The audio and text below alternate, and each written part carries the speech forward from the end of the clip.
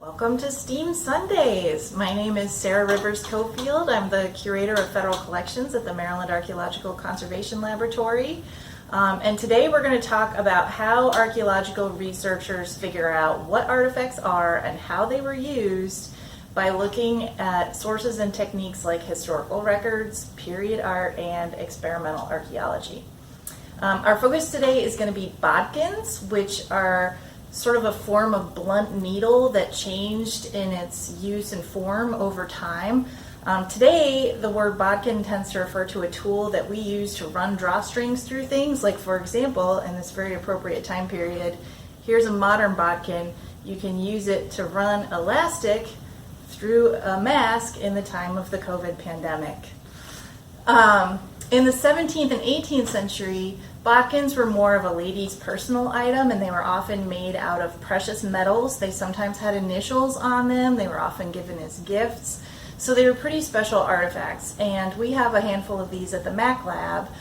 So we're going to use these various techniques to show you how we learn about bodkins and how they were used and what they mean.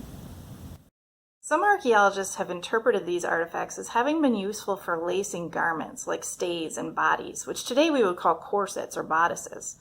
To test this theory, I looked at surviving clothing in museum collections that could be accessed online and compared the size of the lacing holes to the size of the bodkins from the same period. For example, the website of the Victoria and Albert Museum in the UK has an amazing set of pink stays with a close-up of the lacing holes with a scale showing that the lacing holes offer a circle of about 1/8 of an inch for laces to pass through.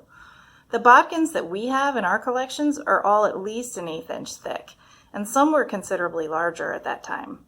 That means the holes would be too small for the bodkin to pass through with a ribbon or cord on it.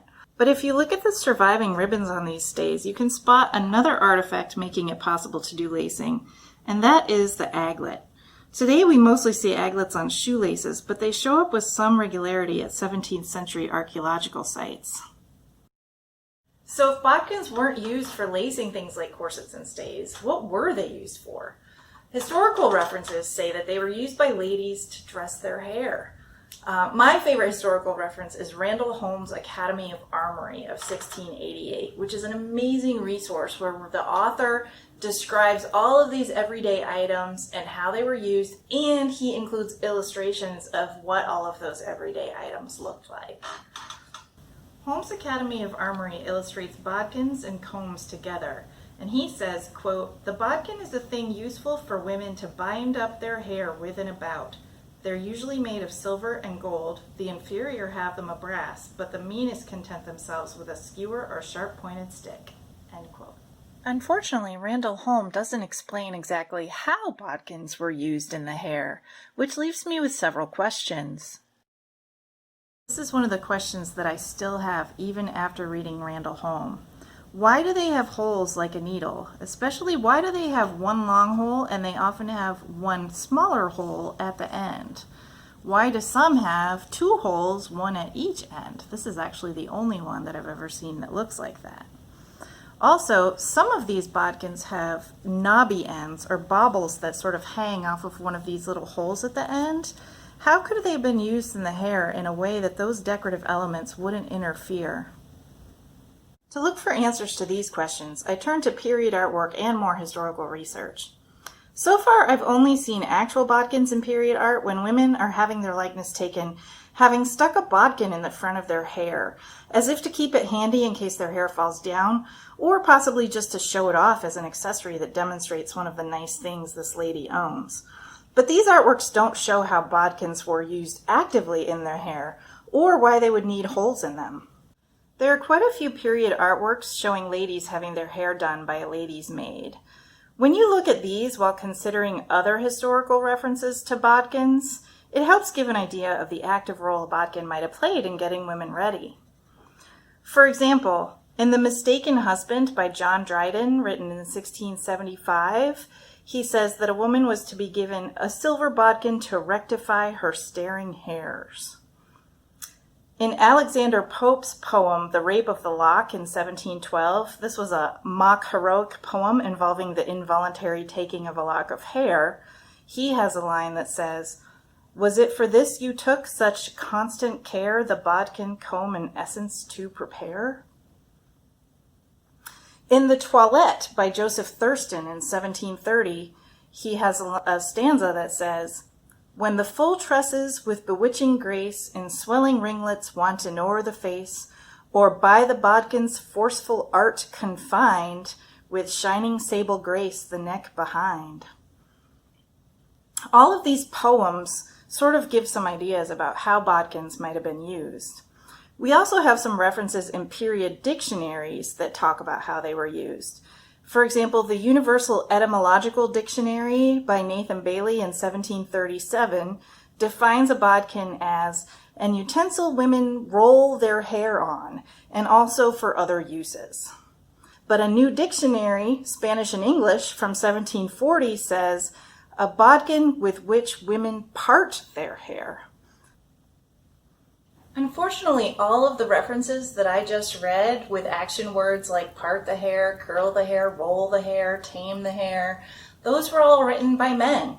And as the artwork that we just saw showed, it was usually women dressing other women's hair. So it's hard to know how much those men really knew about the mechanics of how the bodkins were used. We can see the results of what those tools did, though, by looking at artworks showing period hairstyles. One of the best sources I've seen for examining 17th century women's hair is the artwork of Wenceslas Haller, which is available online through the University of Toronto's Thomas Fisher Rare Book Library. It is easy to look at these images and form the hypothesis that the bodkin was used to run ribbons, cords, and pearls through the hair as decoration, if not to literally sew it into place. Haller's work also shows women's buns appearing as if held in place by their own hair.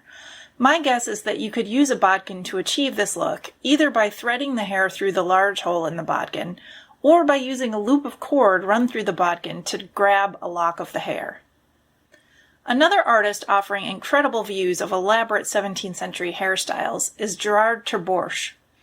His oil paintings reaffirm my hypothesis that a bodkin would have been useful to run ribbons through popular hairstyles, either by threading the ribbon through the bodkin hole, or by using the blunt end of the bodkin to push ribbons through the hairstyle with minimal disturbance.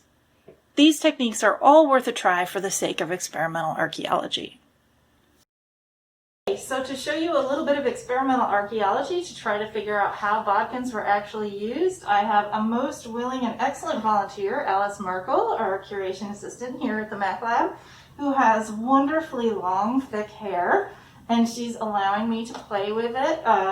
5th grade pajama party style, but we're going for various 17th century hairstyles that I have laid out in front of me as inspiration.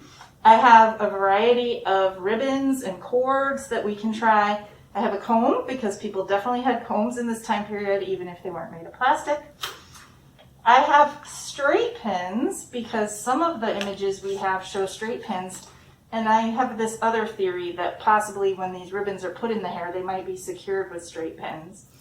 And I have a couple of different bodkins I can work with. One is sort of a little sheet metal one that I made out of copper that sort of mimics the size of a 17th century bodkin. Obviously, we're not going to use our actual artifacts for this project. And then the others are the modern bodkins that I have. Even though they're made of plastic and bendy, we can still sort of rig it so that they're doing the same kind of thing. I even have little strings of pearls that we can try, because those show up in some of our period artwork. At this point, we're going to speed up so that you don't have to watch all of our efforts to test my hypotheses. I will just sum up as we fast forward. First, bodkins were indeed useful for parting the hair and running ribbons through it. I was able to run ribbons by threading them through the hole, but it was a little cleaner if I used the blunt end of the bodkin to push the ribbons through.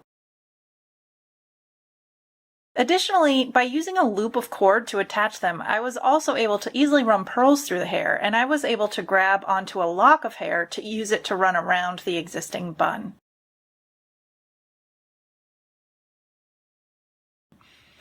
The only thing I was not able to do was to thread Alice's hair through the bodkin hole itself.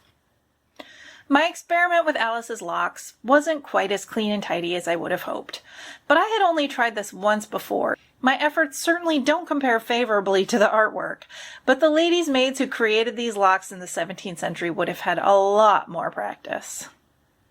In conclusion for our STEAM Sunday this week, period artwork showed us what hairstyles were popular in the 17th century. Historical references told us how Bodkins might have played a role in achieving those looks, and experimental archaeology showed us some of the ways that might have worked. We hope that you enjoyed this snapshot of how archaeologists learn about and interpret artifacts enough to enjoy us next week for STEAM Sunday.